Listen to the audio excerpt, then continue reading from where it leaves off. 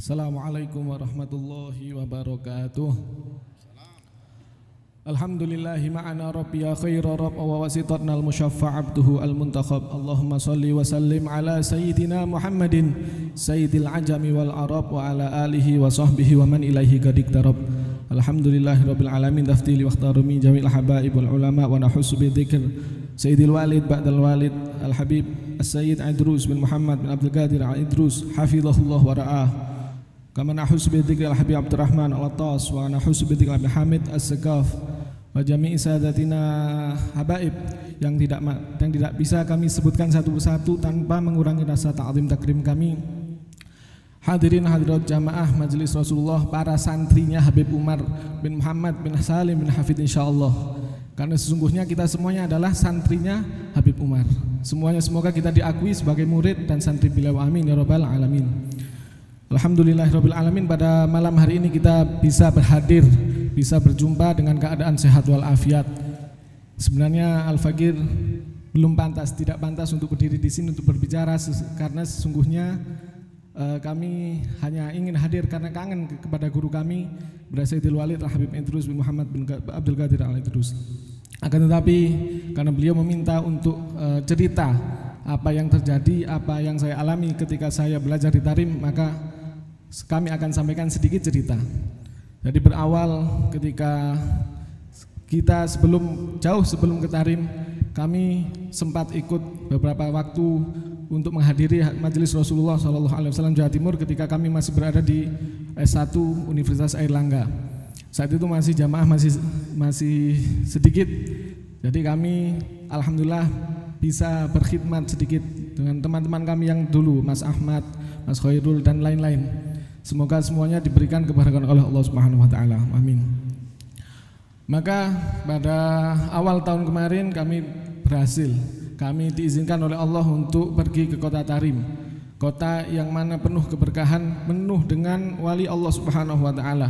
Bahkan disebutkan kota Tarim adalah syawari utarim syaikhun liman la syaikhalah. Jalannya Tarim itu menjadi guru bagi seorang yang enggak punya guru. Bahkan ada yang ekstrim lagi, kilabu Tarim syaikhun liman la syaikhalah.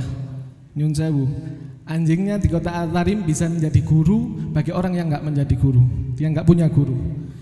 Kami sempat bingung dengan pernyataan itu, bagaimana bisa anjing bisa menjadi guru bagi orang yang enggak punya guru. Ternyata kemudian alhamdulillah kami berkesempatan bertemu dengan Habib Ali Masyhur bin Hafid hafizahullah yang kemarin telah intiqal ila rahmatillah taala. Beliau menjelaskan, ternyata tanpa kami sadari beliau tiba-tiba menjelaskan bahwa bagaimana seekor anjing bisa menjadi guru, karena bisa ada beberapa sifat dalam anjing itu yang bisa kita tiru. Pertama adalah qanaah. Anjing itu diberi apapun dia akan menerima, tidak ada protes. Yang kedua, anjing adalah hewan yang setia kawan, taat kepada tuannya. Nah, apabila kita bisa meniru itu, insya Allah kita akan diangkat derajatnya. Apabila kita belum bisa meniru seekor anjing, maka bagaimana nasib kita? Lebih baik daripada insya Allah gitu. Insya Allah semuanya baik semua, insya Allah, ya kan? Kemudian di sana kota Tarim, betapa kota Tarim ini ahlu Tarim, penduduk Tarim yang kita sebut ya Tarim wa ahlaha. Kenapa disebut ya Tarim wa ahlaha? Hampir semua menjalankan thariqah alawiyah yang mempunyai 5 hal thariqah. Pertama adalah al-ilm. Di sana disebut kota ilmu, kota Tarim, bahkan mulai anak kecilnya sampai orang yang sepuh, yang sudah tua, beliau semangat mencari ilmu agamanya, semangat ngajinya di ribat, di masjid, dimanapun, semangat, sangat-sangat suka dengan majelis-majelis ilmu. Maka hal ini marilah kita tiru. Kita semangat menghadiri majelis Rasulullah SAW Jawa Timur dan yang lain-lain. Ya, kita usahakan, kita istiqomahkan. Apabila minimal seminggu hadir di sini, jangan sampai dalam waktu 1 minggu, 1 bulan kita tidak pernah hadir dalam majelis ilmu, wal'iyadzubillah. Yang kedua adalah alim wal amal. Tidak hanya mengaji, tidak hanya mencari ilmunya, tapi mereka juga menerapkan ilmunya.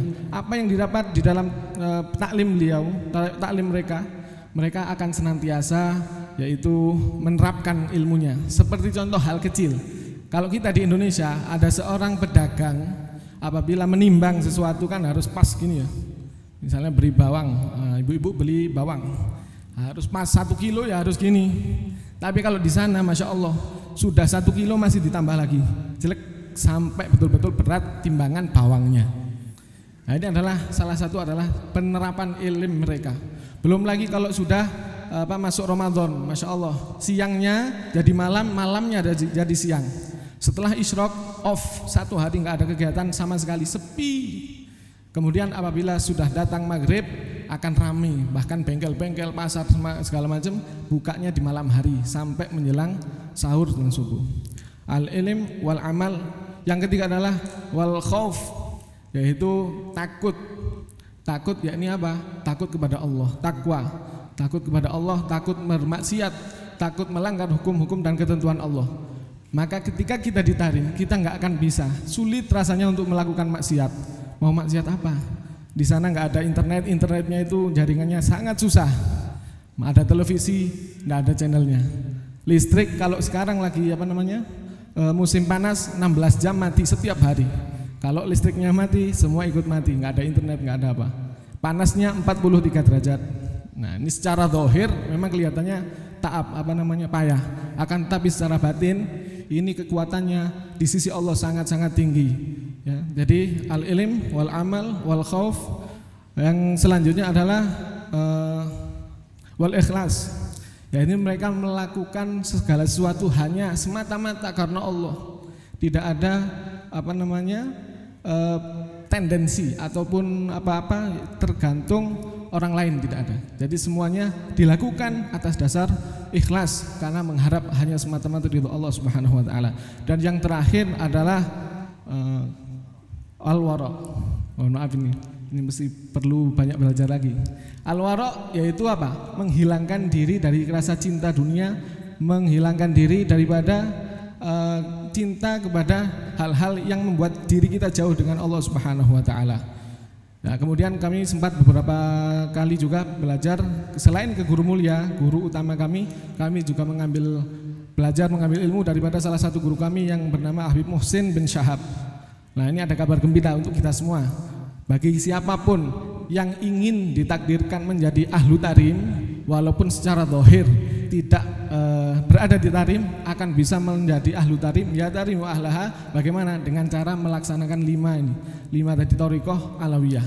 Dan thariqah ini langsung bisa diterapkan tanpa ada baiat, tanpa ada perjanjian sebelumnya.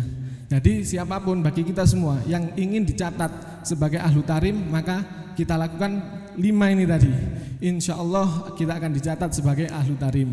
Begitu juga guru mulia pernah sering bilang kepada kita bagaimana kam min ba'idin qarib wa kam min qaribin ba'id. Betapa banyak yang jauh raganya tapi dekat hatinya. Akan tetapi betapa banyak yang dekat raganya tapi jauh hatinya. Maka di sana sangat mencintai ilmu, sangat mencintai majelis-majelis, sehingga anak kecil dibawa ke majelis. Keluarga semua dibawa ke majelis-majelis tempat-tempat mencari ilmu. Karena disebutkan di sana bahwasanya Habib Umar bin Muhammad bin Salim bin Hafid pernah berkata, yaitu kam minas sibyan yal'ab amama rijal fanadhara ilaihi famasara sibyan. Betapa banyak anak-anak kecil yang bermain-main di depan orang alim, di depan wali Allah. Maka wali itu melihat kepada anak kecil itu, maka anak kecil itu tidak jadi anak kecil lagi, akan tetapi derajatnya langsung diangkat oleh Allah Subhanahu wa taala. Maka dari itu kita jangan sampai putus istiqomah kita ketika hadir dalam majelis-majelis kebaikan seperti ini, terutama hadir dalam majelis Rasulullah SAW Jawa Timur ini. Mari kita semarakkan, kita jadikan cita-cita guru mulia kita bersama, yaitu Surabaya kota Sayyidina Muhammad SAW. Adapun yang terakhir ini mungkin mengingatkan dari diri Al-Fakir sendiri terutama dan kepada jamaah yang lain bahwa sekarang lagi musimnya wabah corona. Alhamdulillah ada hikmahnya. Ketika ada corona, sejatinya saya hanya di Kota Tarim hanya beberapa bulan. Gara-gara corona, alhamdulillah bisa jadi 6 bulan di sana, setengah tahun di sana. Karena memang di lockdown seperti yang dikatakan oleh guru kita bersama. Nah, adapun ini wabah corona ini, ya katanya guru kita bersama Habib Ali Masyur bin Hafid, gak usah takut. Kenapa harus takut? Ya kan? Kita punya wirid yang namanya Rotibul Haddad. Insya Allah siapapun yang membaca Rotibul Haddad istiqomah, dihindarkan yang namanya balak dunia, terlebih balak akhirat, termasuk corona. Ya, insya Allah kalau kita semuanya Rotib Haddad kita baca istiqomah, nggak peduli corona, Suzuki dan macam-macam, ya kan? Insya Allah nggak akan mengenai kepada kita. Jadi marilah kita bersama-sama menjaga istiqomah dan menjaga wirid-wirid para salafun salih kita. Aku qouli hadza, demikian yang bisa kami sampaikan. Mohon maaf apabila ada kata-kata yang kurang berkenan, terutama pada habaib, pada guru kita bersama Habib Idrus Al-Idrus dan semua yang hadir, karena memang belum ada persiapan langsung ditodong sama guru kita. Jadi mohon maaf kalau ada kata-kata yang kurang berkenan. Wabillahi taufiq wal hidayah wa ridha wal inayah. Assalamualaikum warahmatullahi wabarakatuh.